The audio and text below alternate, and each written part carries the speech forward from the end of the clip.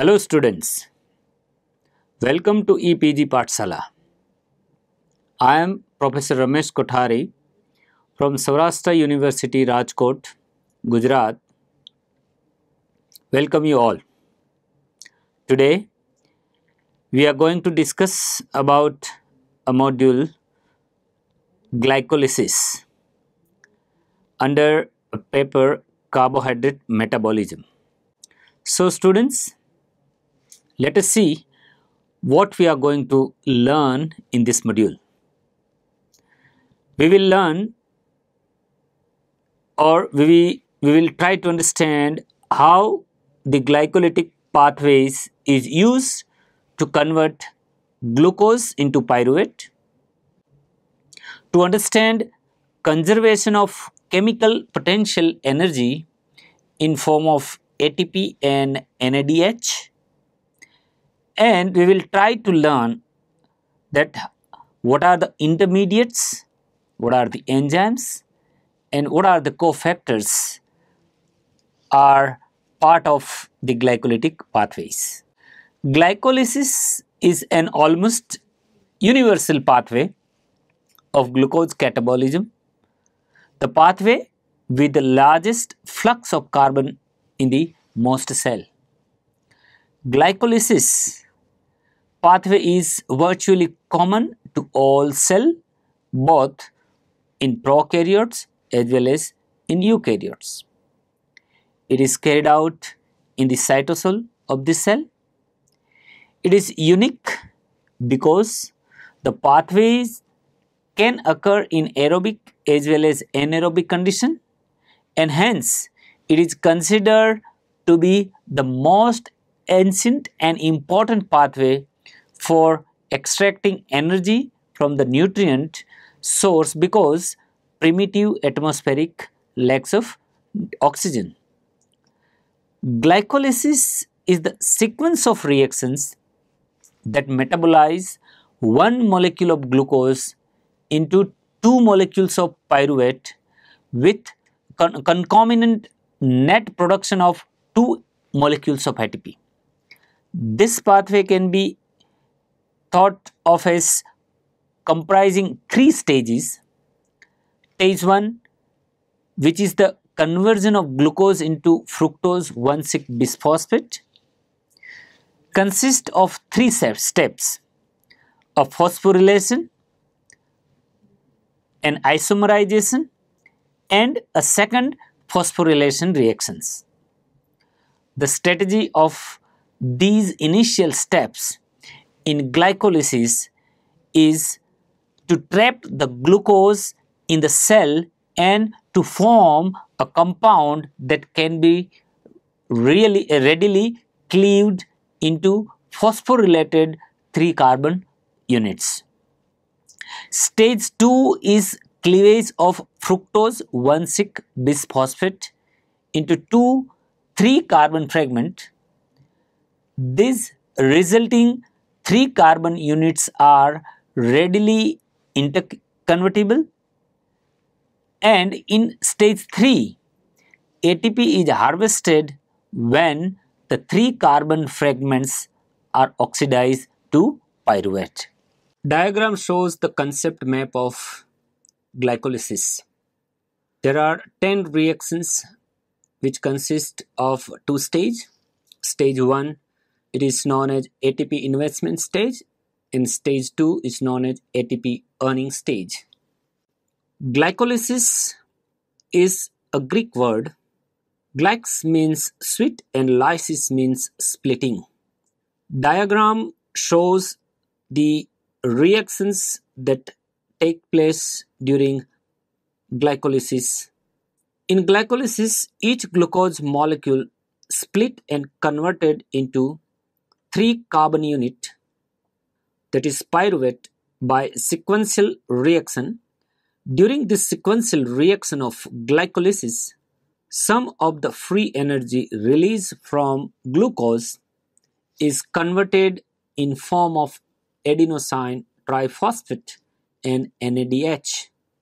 Glycolysis is an almost universal central pathway of glucose catabolism, the pathway with the largest flux of carbon in most cells. The glycolytic breakdown of glucose is the sole source of metabolic energy in some mammal tissue and cell types. In anaerobic organism, pyruvate is converted to some product like ethanol, lactic acid by using fermentation. Aerobic organisms such as plant and animal oxidize pyruvate to form carbon dioxide and water. The breakdown of the 6-carbon glucose into 2 molecules of the 3-carbon pyruvate occurs during 10 steps. There are several reactions of glycolytic pathways. Stage 1, reaction 1, synthesis of glucose 6-phosphate from glucose. This reaction is a kinase reaction. Added a phosphate to glucose intermediate when glucose enter in the cell. Due to this phosphorylation, glucose transport out of the cell prevent and reactivity of oxygen is also increased. The phosphorylation of glucose in all cell in body is catalyzed by several enzymes called dehexokinases.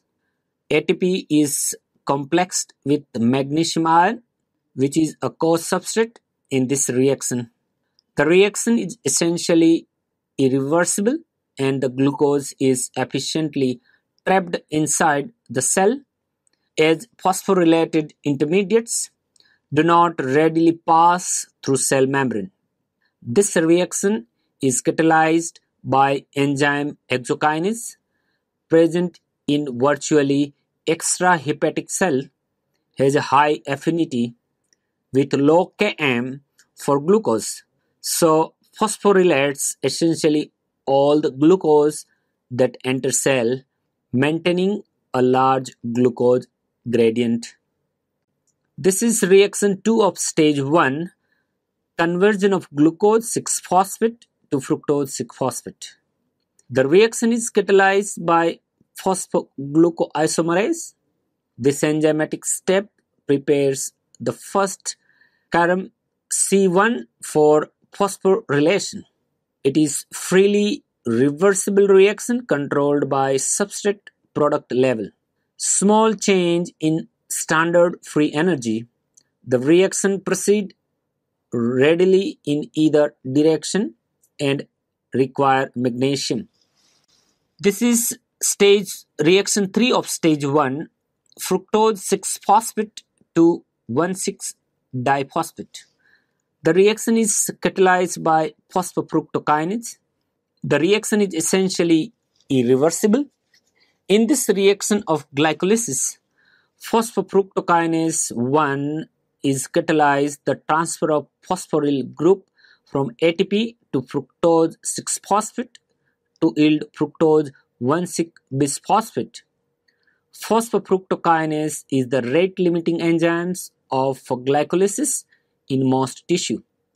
It is the major regulatory enzymes of glycolytic pathway. This is reaction 4 of stage 1, fructose 1,6-bisphosphate to dihydroxyacetone phosphate and glyceraldehyde 3-phosphate. This reaction completes the first stage of glycolysis. It is catalyzed by aldolase. The enzyme fructose 1,6-bisphosphate aldolase, often called simply aldolase, catalyzes a reversible aldol condensation. Fructose 1,6-bisphosphate is cleaved to yield two different thiose phosphate, glyceraldehyde 3-phosphate, and an aldose and dihydroxyacetone phosphate, a ketose. It is an energetically unfavorable reaction in the direction written with standard free energy change, but the rapid conversion of glyceraldehyde 3-phosphate to pyruvate drives the reaction. All of the carbon of glucose can end up a pyruvate because of the equilibrium between dihydroxyacetone phosphate and glyceraldehyde 3-phosphate, catalyzed by triose phosphate isomerase. As glyceraldehyde 3-phosphate is utilized by subsequent reaction of glycolysis, carbon is drawn from dihydroxyacetone phosphate to form glyceraldehyde 3-phosphate. This is reaction 5 of stage 1, the interconversion of triose phosphate. Only one of the two triose phosphate formed by aldolase, glyceraldehyde 3-phosphate, can be directly degraded in the subsequent step of glycolysis. The other product of dihydroxyacetone phosphate is rapidly converted to glyceraldehyde 3-phosphate by fifth enzyme triose phosphate isomerase. This is the first reaction of stage 2 and overall reaction 6 of glycolysis, that is oxidation of glyceraldehyde 3-phosphate. The reaction catalyzed by glyceraldehyde 3-phosphate dehydrogenase requires nicotinamide adenine dinucleotide, that is NAD, as an electron carrier. In its oxidized form, NADH bind tightly to the enzyme. Aldehyde group is dehydrogenated to an acyl phosphate, as aldehyde group has a very high standard free energy of hydrolysis, that is minus 49.3 kJ per mole. Glyceraldehyde 3-phosphate dehydrogenase is inhibited by iodoacetate. In this reaction, the phosphorylation occurs at the expense of inorganic phosphate. It is an example of substrate level phosphorylation. This reaction generates a high energy phosphate bond in 1.3 DGP, which is a mixed anhydride of phosphoric acid and a carboxyl acid. Because of this, 1,3-DPG has a high group of transfer potential. This is reaction 7 of glycolysis and reaction 2 of stage 2, phosphoryl group transfer. The reaction is catalyzed by phosphoglycerate kinase. This is the first step in the glycolysis that generate ATP.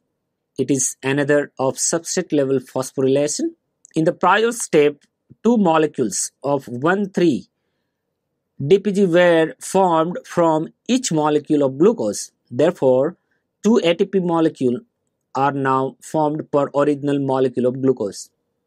Because up to triose formation, that is reaction 4, two molecules of ATP have been utilized per molecules of glucose consumed, the balance sheet for ATP utilization and formation is even at high step.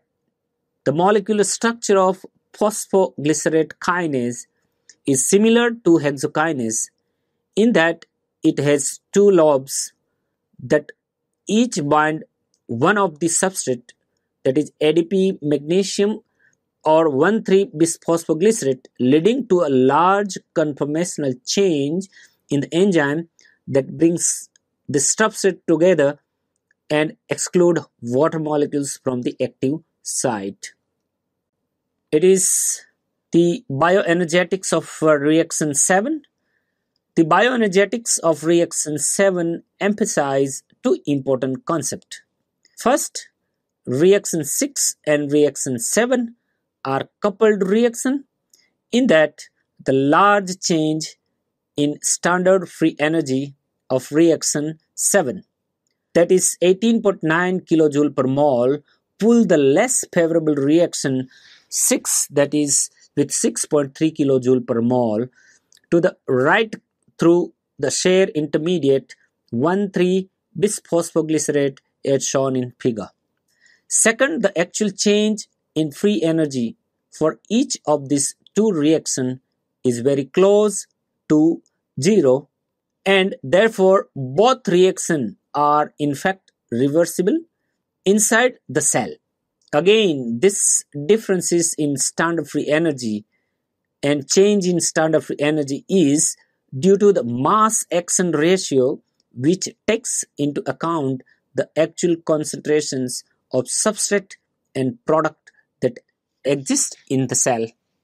The reversibility of two reactions is important because when flux through gluconeogenesis is high, these two glycolytic reactions can be reversed and thus quickly respond to changing condition in the cell.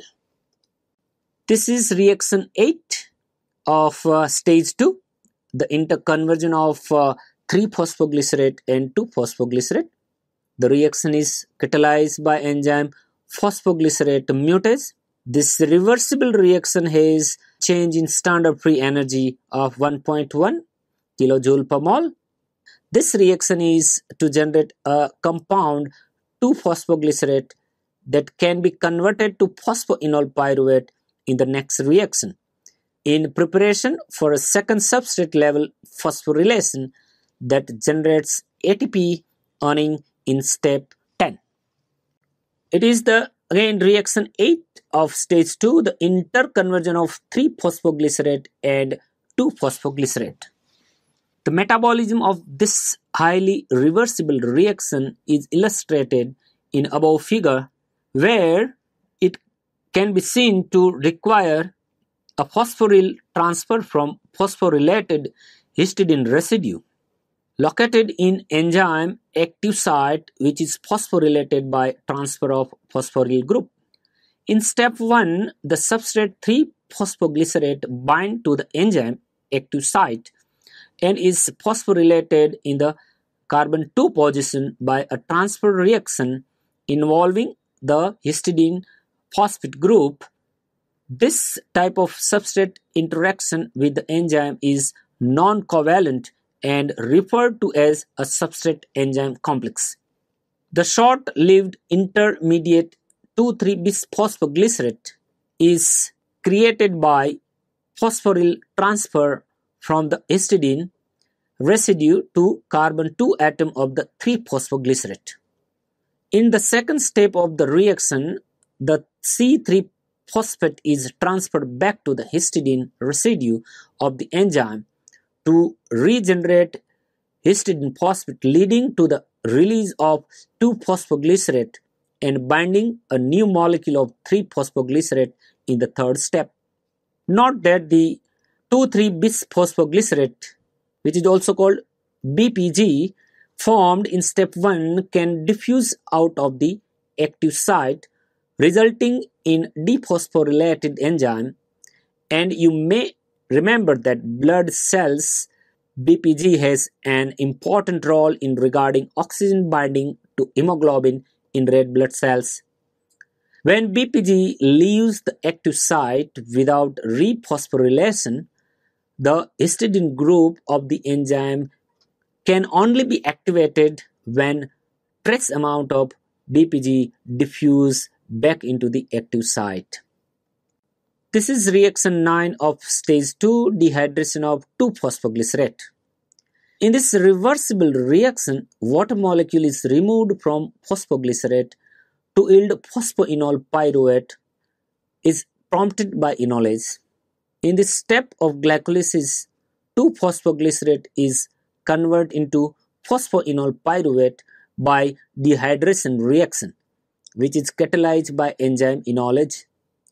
It is interesting that the change in standard free energy for this reaction is relatively small, that is 1.7 kilojoule per mole, meaning that the overall metabolic energy available from 2-phosphoglycerate and phosphoenol pyruvate is similar. However, when enolase convert 2-phosphoglycerate to phosphoenol pyruvate, it traps the phosphate group in an unstable enol form, resulting in a dramatic increase in the phosphoryl transfer potential of the triose sugar. The standard free energy change for phosphate hydrolysis in 2-phosphoglycerate is 16 kilojoule per mole, whereas for phosphoenol pyruvate it is an incredible, that is 62 kilojoule per mole. This is reaction 10 of stage 2, synthesis of pyruvate.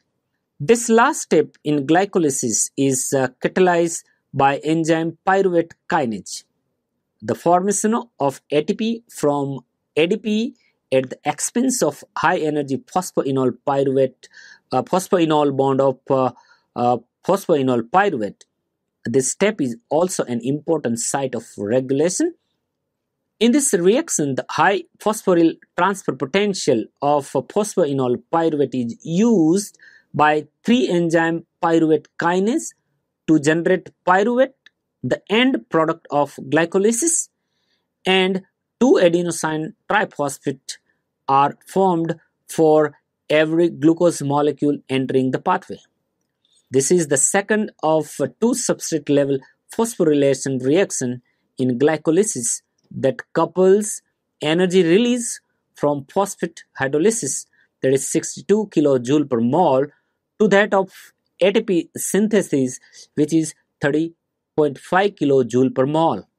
Pyruvate is a stable compound in cell that is utilized by many other metabolic pathways. The ATP investment phase of glycolysis include the energy conserving phosphorylation step, in which some of the free energy of glucose molecule is conserved in form of ATP. The second stage of glycolysis begins with the splitting of fructose 1,6-bisphosphate into glyceraldehyde 3-phosphate, which is also known as GAP, and dihydroxyacetone phosphate, that is DHEAP. The product of the remaining steps in glycolysis consists of 3 carbon units rather than 6 carbon units. Glyceraldehyde 3-phosphate is one of the direct pathway of glycolysis, whereas dihydroxyacetone phosphate is not.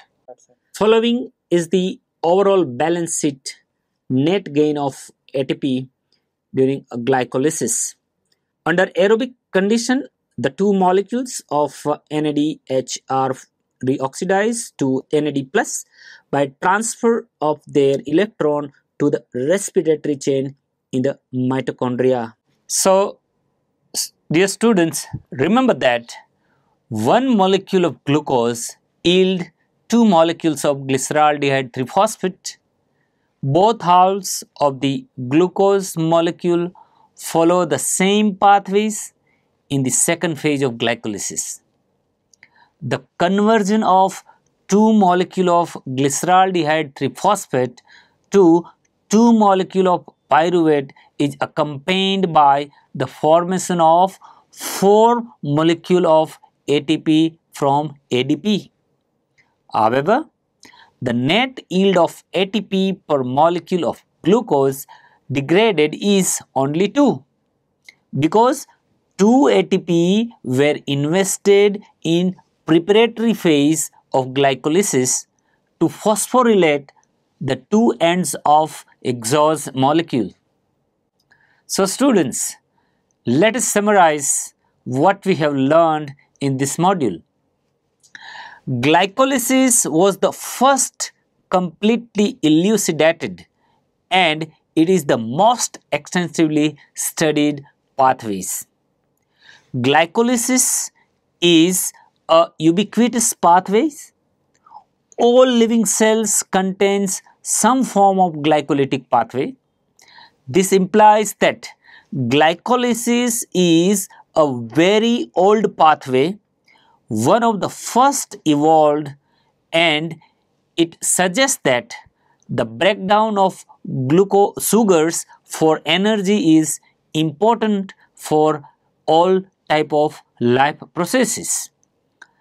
It is the only metabolic pathway in mammalian cell that can generate energy in form of ATP.